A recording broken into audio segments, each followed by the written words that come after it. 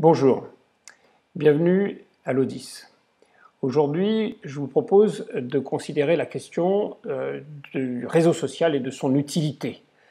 Est-ce qu'un réseau social génère de l'inertie sociale ou de la transformation sociale? Et pour ça, il faut comprendre qu'il y a un binôme qui est à l'œuvre avec d'une part des émetteurs qui sont réducteurs d'informations et d'autre part des récepteurs qui sont sommaires, qui réagissent très vite. Donc, premier binôme, et puis il y a un deuxième binôme qui se fait jour et qui est possible, ce sont des apprentis chercheurs qui cherchent l'information en continu et qui sont face à des organisateurs de dialogue qui veulent chercher l'information pour essayer d'accoucher tous ensemble d'une meilleure compréhension. En fait, la vraie question, c'est comment est-ce qu'on va faire triompher le binôme organisateur de réflexion chercheur-apprenti sur le binôme émetteur-réducteur d'informations, récepteur, sommaire et primaire.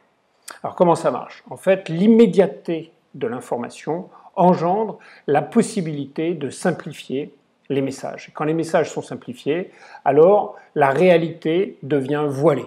On en masque une partie, volontairement ou pas, parce qu'il faut aller vite.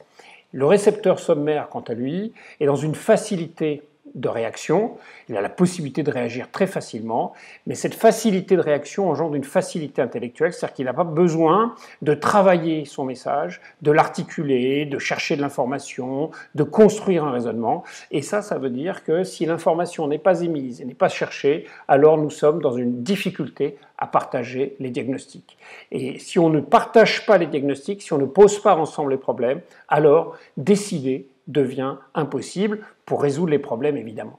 Et donc, si on rajoute à ça la question et le phénomène de l'immédiateté de l'information, alors quand on voit que le décideur ne décide pas et qu'on le voit tout de suite, alors on voit son impuissance. Si on voit son impuissance, on ne croit plus en lui ou en elle. Et là, il y a une démocratie qui est en échec. C'est comme ça que la rue l'emporte progressivement sur les urnes et qu'on a du mal à voir des gens aller voter. Alors, inversement, nous avons affaire, grâce au système d'information, à la possibilité de chercher de l'information. Ces apprentis chercheurs que nous sommes tous en potentiel ont la possibilité de chercher cette information. À ce moment-là, ils peuvent embrasser progressivement la complexité, construire des diagnostics meilleurs, donc enrichir les diagnostics qui leur sont proposés. Ils ont affaire à un système dans lequel la décision devient alors possible. Si la décision est possible, alors la puissance du décideur est visible puisqu'on la voit en instantané. Et si la puissance du décideur est visible, alors on croit en lui et on voit bien qu'il est important de voter parce que on sait que telle ou telle décision va pouvoir être prise et là la démocratie est renforcée, les gens vont voter.